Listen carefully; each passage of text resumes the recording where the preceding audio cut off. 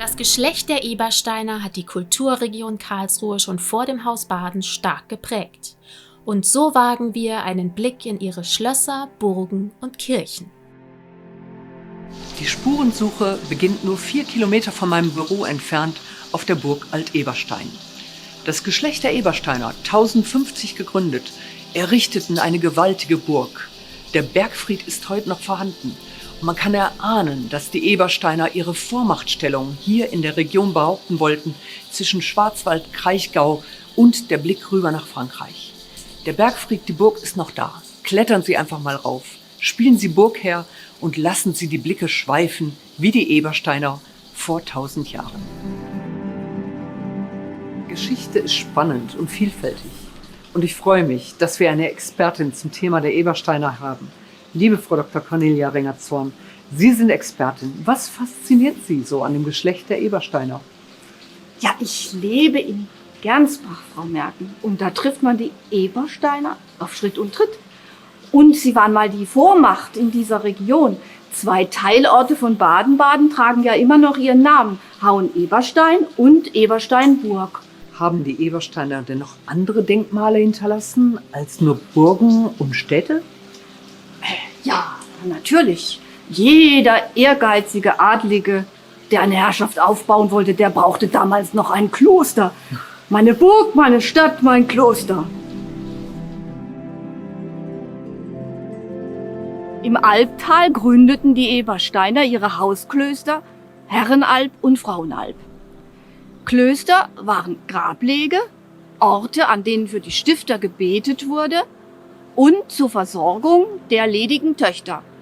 Hier in Frauenalb führten etliche unverheiratete Ebersteinerinnen ein standesgemäßes Leben als Nonne und Äbtissin.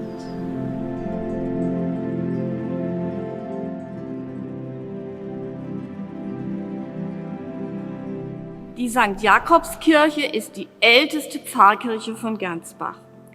An dieser Stelle ist schon 1219 eine Kirche erwähnt. Später in der Gotik wurde sie ganz neu gebaut, von einem Ebersteiner und von einem Badener. Um 1150 erwarben die Ebersteiner Bretten im Kraichgau. Bald entwickelten sie dieses Dorf zu einer blühenden Stadt mit einer Stadtbefestigung. Aber sie haben auch noch andere Städte gegründet.